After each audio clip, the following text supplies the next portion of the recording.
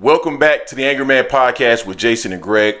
So Jay, we had a big fight last night, live from the BMO Stadium. We were up very, very, very late at night. I think you were up till 2. I was up till a little past 3. And Terence Crawford got a big win to become the WBA light middleweight champion. But it did not come without controversy, unfortunately. So let's dive into it a little bit. Over the night, we saw, I don't know, in on Twitter and some of the comments on the comment section, we had a poll out there, short, and there were just a number of comments that were out there in regards to this fight, basically saying that they believe that Terence Crawford lost this fight. And, you know, I wasn't in the mindset that Terence Crawford lost this fight. I don't believe you were in the mindset that Terence Crawford lost this fight. But as I mentioned before, boxing can be corrupt, right? You never know who has connections to who. I did not score the fight, in full disclosure. I don't think you scored the fight either. But, you know, I personally felt that Israil needed to punch with Terence Crawford, and he had to rock Terence Crawford in between rounds. I think that was the only way, not in between rounds, but in between punches. I felt that that was the only way Israil Madrimov really had an opportunity to win this fight. Those are my thoughts on it. So I personally just didn't decide to score the fight because I didn't think he had a chance to win the fight on the cards. So apparently, you know, Joe Diaz and other fans, Joe Diaz talked about the work that they did, and it should have been at least a draw. And maybe he has an argument here, Jay. I do want to share the screen real quick. This is courtesy of Jake Donovan. You sent it over to me, but let's check it out here. So this is the scorecard. So the one thing that pops out to me, Jay, in regards to this scorecard, and Israel's team were already talking about the possibility of getting robbed in this fight, and I thought maybe that was BS, but maybe they got a point in terms of you know, not necessarily a robbery, but I'm more so referring to, you know, the favoritism, and that occurs in the sport. It is what it is. But if you look to the right, it's right under Jack Reeves. That was the actual referee. The guy's name is, sorry, I got to blow this up, Fernando Rivero. I don't know how he got here, but he had Bud sweeping the last 4 rounds.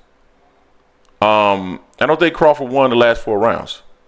And the fight was pretty much even to the 8th, and then he had Crawford sweep all of the rounds thereafter. I think Rousel and Weisfield, I felt that their scorecards were fair. I don't know if they're fair by round, but certainly the one to the left didn't make a whole lot of sense. You know, at the end of the day, Diaz was talking, you know, or saying that he believes that at bare minimum they should have got a draw. Yeah. Looking at these scorecards and how many people I saw in the comment section and during the live stream saying that they believed that it was a close fight, I think that's plausible. But I think it's a stretch to say he was robbed. Jay, what's your thoughts on that? Yeah, I don't think it was a robbery. I mean, it was a close fight, especially for a guy who had 10 fights, 10 pro fights. So, I mean, fighting the great Bud Crawford in a close fight, you know, but it wasn't a robbery. Israil didn't let his hands go. He needed to let his hands go. He kept his hands closed up, and he was worried about getting countered by a counter puncher. And so was Bud. You know, Bud wasn't too active himself. He was more active than Israil, but he was active enough to handle that. But the scorecard was kind of interesting, you know, by I would say towards the right on that screenshot that you showed of the scorecard for a signature of the commissioner representative Mark Relier. Mm-hmm. It's right there, right above his signature, and it just says, "Congrats, big win." You know, I find that questionable. Why would that be on? I've never seen it on any other scorecard. I've seen other scorecards before. I've never seen them say congratulations, regardless who the fighter was, whether it was Bud, Spence, whoever it was. I've never seen that before. So that just adds into a conspiracy that I also adds to, like, hey man, maybe it was a robbery, but I don't agree with Joel Diaz. It wasn't a robbery. I don't think it was a draw. I did think Bud pulled it out in a close fight, which I thought he was going to take Israil out and within 9. You know, Israil didn't have the experience. I didn't think he was ready for this type of fight anyway. But Scorecard, to your point, the one in the end saying Bud just swept the last four. I don't agree with that. I thought Bud maybe won 3 out of 4, 2 out of 4, but definitely I don't think he swept all of them like this guy had it here. But this is boxing. It's always going to be some controversy, especially when it goes to the judges. Every time, that's why it's in your best interest not to let it go to the scorecard, so you don't have to worry about this. We saw in that fight card also how Jarrell Big Baby Miller got a draw, a split decision draw against Andrew Ruiz, and everyone thought that he won his fight. So it's difficult boxing on here, but just saying congrats, big win, that's questionable as hell to me. It's not the norm. I don't care how much you cool with this fighter or that fighter. You don't put it on it because you don't want to have those optics come out there and put it in doubt and take away from that fighter's win. Yeah, I think Crawford won the fight. I'm going to go back and rewatch it today and score it myself. I'll probably post the results of that on Discord or something like that. But the 12th round was critical for Israil Madrimov. He needed to let his hands go more. If he would have won the last round, at least on a couple of the scorecards, it would have been a majority draw. So, as you mentioned earlier, and I mentioned last night, Israil needed to throw his hands. He needed to punch with Crawford.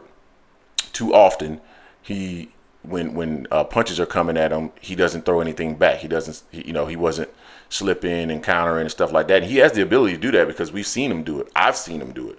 So he slips sometime and throws punches. He also has a nice little pull counter. So I'm just surprised that he didn't throw in between some of Terence Crawford's punches. I thought that would have been part of the game plan. And I think that's the reason why he didn't win. He simply wasn't active enough. Those are my thoughts. I mean. Yeah. Also, he didn't show any sense of urgency whatsoever. Especially if you already feel that they said it on Thursday. It felt like you just wanted a fair shake, from the judges and whatnot. If you feel that way in the head, you need to really try to take out the judge's hand or really show decisively that, hey, I at least earned a draw on this. He never put his foot on the gas. So I can't say it was a robbery. I felt Crawford won the fight, but Israil should have let his hands go. All this. At some point, the person's gonna realize that you're not gonna punch. You can't feint that much and not punch. You know what I mean? That's the point of feinting, so that they don't necessarily know. So Crawford just kind of stayed back there and just kind of waited. Yeah. So he put on a valiant performance. He's a good fighter.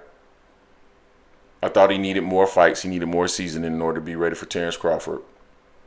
And I'm sure we'll be doing some content on Terence Crawford later today in regards to the opportunity to fight Canelo Alvarez. I'll just let it be known. I think that's not a good idea, but we'll share the details of those discussions in our next video. Jay, anything else you want to share with the people? Nah, I agree. I don't think that's a good idea neither. Yep. You guys let us know what you think in the comment section. Don't forget to hate, like, comment, and subscribe. This is the Angry Man Podcast, AM Sports Media, and we are